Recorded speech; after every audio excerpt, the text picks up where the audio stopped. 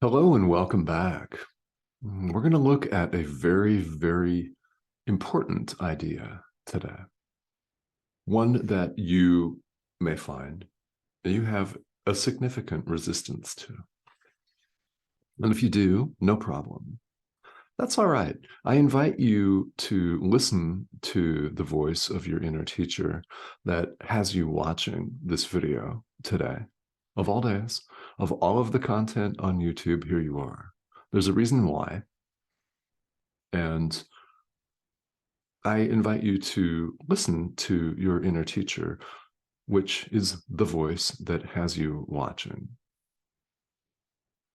There is going to be something that is said during this video that is what you're meant to hear today. And my hope is that it will inspire you to practice. It will inspire you to deepen your commitment to your spiritual path. By the way, your practice, your dedication to practice, your commitment to practice is the single highest form of offering you could possibly make. There is nothing that even comes close to that. Not money, not service to a living teacher. This is the most important thing, your commitment and dedication to practice. Your inner teacher is urging you to practice. Your inner teacher, whatever you call it, really, whatever you call it is simply a name. Your inner teacher is asking you to pay attention and asking you to awaken, which we all eventually will. The idea that we're working with today is fundamental and it's very important. You are not a body. I am not a body. Your best friend is not a body. Your worst political enemy is not a body. Not a single one of us is a body. It's an idea that we see throughout A Course in Miracles in many places. And if you've been through the workbook for students, you'll remember 20, no fewer than 20 consecutive lessons dedicated to the idea that I am not a body. I am free, for I am still as God created me. With the rhyme, intentional, deliberately placed so that we may hold the idea in our mind.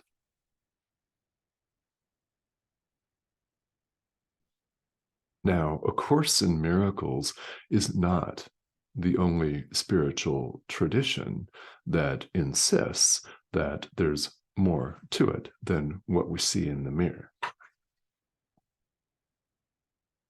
It's far from the only tradition that exists in the world that posits this. And the funny thing is no matter what your practice looks like, we all know deep down there's more to it. This is our inner teacher that's telling us this. It's your inner teacher that has you interested in spirituality in the first place. Because as we all know, there's a lot of other content out there on YouTube. I mean, you could be watching anything. You could be interested in anything. And of course, in our lives, we're interested in a lot of things, aren't we? But here you are on what we call the spiritual path, listening to your inner teacher. Yeah, excellent. So we're in chapter 4 of the text of A Course in Miracles. Chapter 4 is entitled The Illusions of the Ego. And section 5 that we arrive at today is called the ego body illusion. So we know right away that the ego body illusion is going to be something that we run up against all the time on the path and move past. The ego is simply a mistake. It's the mistaken belief that we are separate, that we're separate from our brother. In other words, that we're separate from other people that we see out there, that we're separate from animals, from anything that lives, and also that we're separate from God, that God is something out there, apart from us. Naturally, we become afraid of this and project our own fear onto God himself, casting him as a thunderbolts from Olympus type character who is judgmental and chastises whomever he feels like chastising, blesses other people. Why? I don't know. Random. Somebody's cool and somebody's not. That's the image that many of us are shown.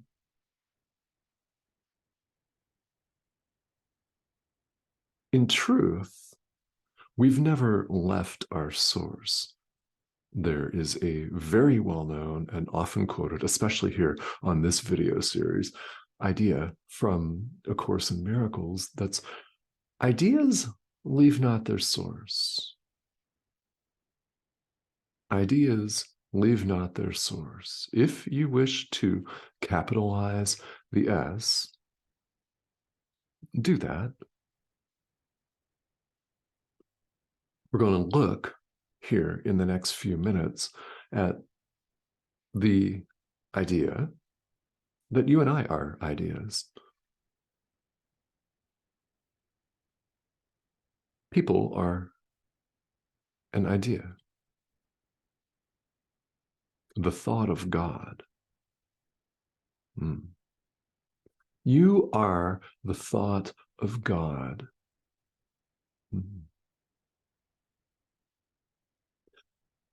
How often do we pause in life and take that in?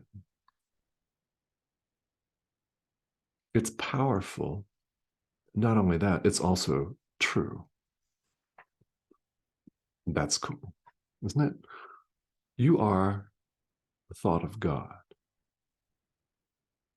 The ego, our false sense of self, this idea that we hold that we're individuals, separate from other individuals, separate from God, separate from each other. This is simply a mistake. The ego, this mistake, fails to distinguish between the body and thoughts of God. This is important. It's the foundational centerpiece for this section of the text, that the ego fails to distinguish between the body and who we really are. Who we really are is not this thing. Anything that changes is not of God. It's illusion. This definitely changes, doesn't it? We don't look the same as we did 10 years ago. We don't look the same maybe as we did yesterday. Maybe we're having a bad hair day, or we got up and we're a little bit bloated because we ate too much pizza the night before. I don't know. Things change with this mechanism. They do. They do. It's not who we are. It is most definitely who our biology textbooks say that we are. It's who our parents say that we are. We are raised and conditioned to think that this is life. And the ego makes this its home, makes the human body its home.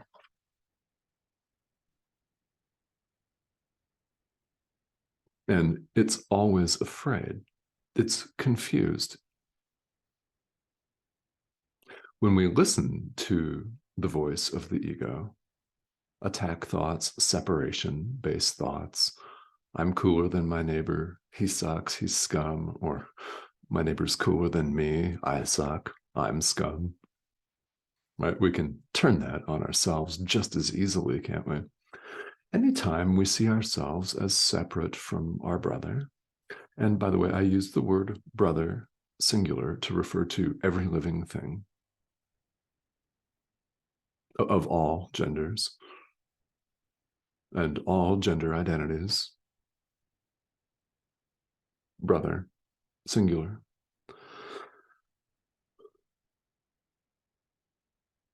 We simply make mistakes here when we identify with the ego. We are, in fact, the thought of God, and the ego cannot do anything about that. It senses that if we were to accept truth just as it is, it would mean the end of the ego's supposed existence. So it attempts, and it's generally successful in the world, isn't it? It attempts to distract us. But the ego chooses the body for its home and also hates the body. So it is completely attached to it, and it hates it as well because it's frail, for its very frailty and impermanence. And it is frail and impermanent. I don't care how healthy you may be currently. I don't care how strong you are or how far you can run, how much you can bench press, or how often you go off to the gym. Bodies are completely impermanent. We leave them behind, which you will one day do. Then we live our lives in denial of this fact. We are afraid of the crapping out of the physical body, which we refer to as death. There is no death. There, of course, is an end to the physical body, but that's not death. There is no death. The Son of God is free. That is a workbook idea. And again, let's come back to the notion that ideas leave not their source. You've never left your source. You are the thought of God, which leaves not its source. Do you have any questions about your true identity? Perhaps, perhaps not. If you do, keep asking the question.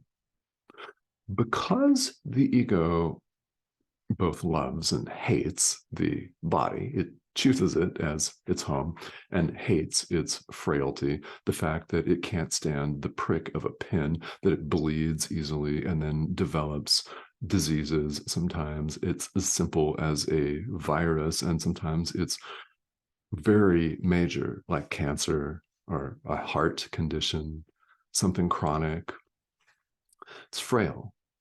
So, in identifying with the ego's conflicted, our mind becomes conflicted. In fact, it becomes stunned and rightly asks the question, where can I go for protection? Where do I turn for protection? The ego is rightly terrified that we'll turn to God, that we'll turn to our inner teacher for protection. Oh, yeah, that we'll listen to that voice that says, there's something more there. Pay attention to this video till the end. That voice. The ego doesn't want us to listen to that. So it comes up with strategies to distract us. to bury the question so that we never ask. We busy ourselves with crap in the world. Now, we here in the world find that it's necessary for us to engage in some of this, such as paying bills and earning money so that we may have a house and food and water and things like that. And the ego doesn't stop with any of that. It wants to distract us fully and completely so that we never step foot on the spiritual path at all. Think of the many ways that we here in the 21st century can distract ourselves. We have handheld, powerful computers, and we stare at them a lot. In fact, this is the 21st century posture, isn't it? Staring at a cell phone with that expression, mindless.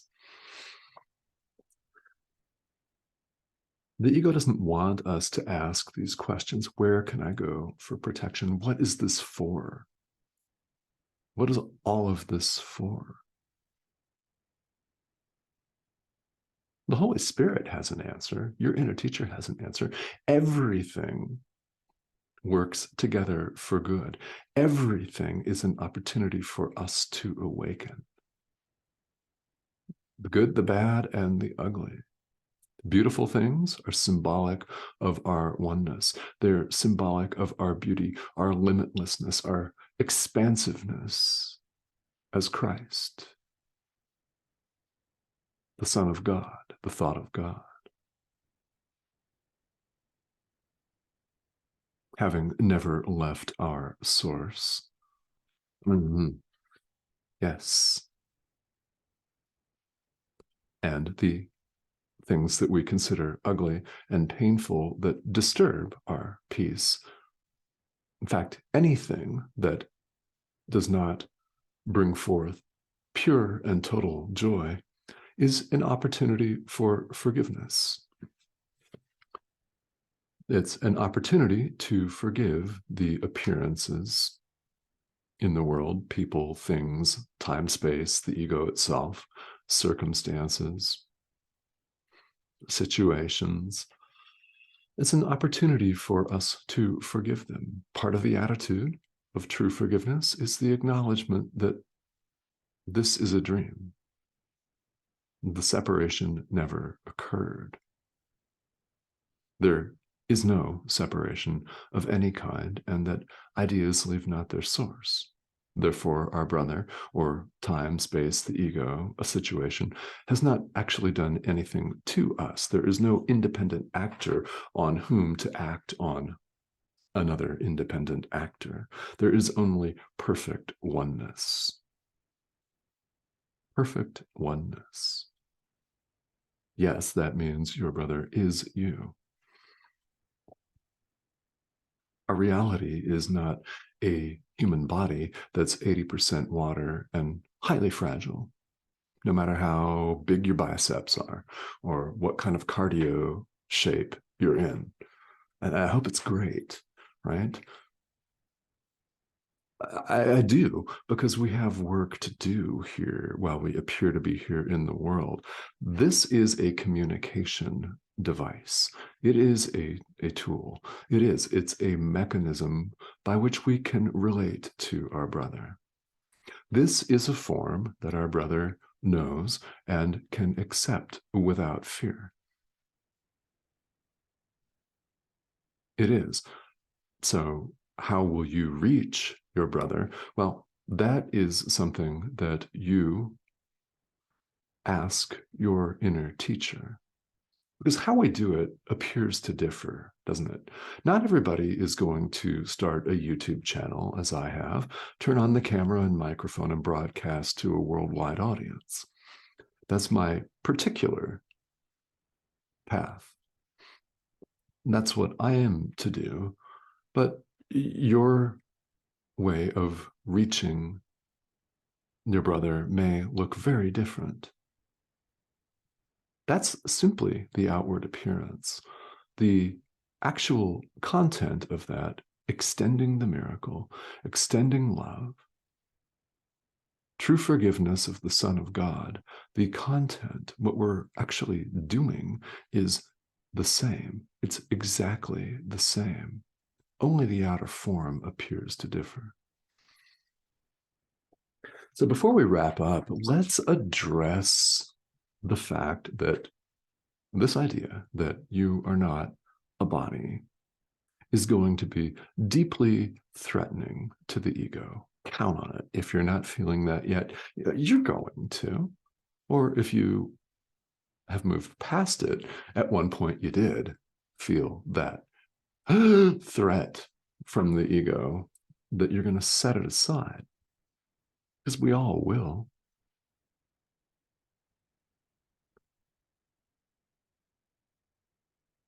The ego should be on the run, and it likely is by now. If you have come this far in your spiritual practice to be even entertaining this idea, that means that it's no longer going to pretend it's your friend, right? So here's something that I've said several times in the past, and it's very important. It's worth saying again. What we're using here to communicate with each other is, of course, the medium of YouTube and the internet, but words, right? We're using language in order to communicate with one another. Now, language, as we know, is simply a set of symbols. It's a collection of sounds that we've gotten together and assigned meaning to. It's not the thing that it represents. The word body is not the thing that it represents, is it? Nor is the thing that the word body represents real either. So words are, in fact, twice removed from reality. And Jesus tells us this here in the Course. Yet that's how we're relating to each other right now. And the notion that nothing that we've been taught is, in fact, true can be deeply threatening. What I invite you to do is ask your inner teacher for guidance. I keep coming back to that. That's the essence of this course. A Course in Miracles is self-study. We forgive under the guidance of our inner teacher as directed.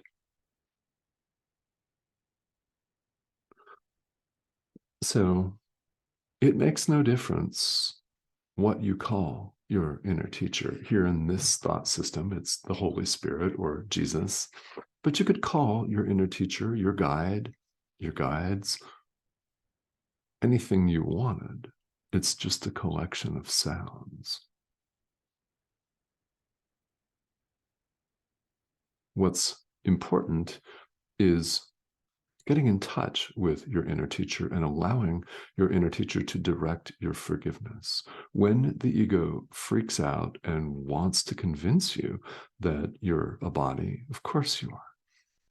Of course you are. All of these people are just making this up. Well, we're not just making this up. I didn't write A Course in Miracles. There's no way that I could have come up with something this consistent throughout. No way.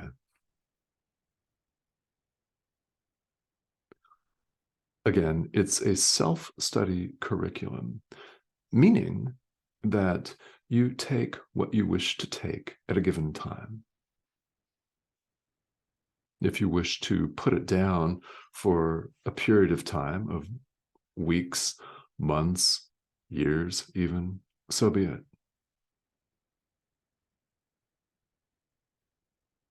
There are many doors in spirituality. There are many different practices, many different traditions. They all lead to God in the end. So, as someone who's a student of A Course in Miracles, or someone that's interested in A Course in Miracles, a question that I want to leave you with is, are you ready to set the ego aside? Have you had enough of identifying with it and its dazed and confused state of mind? It's stunned, remember.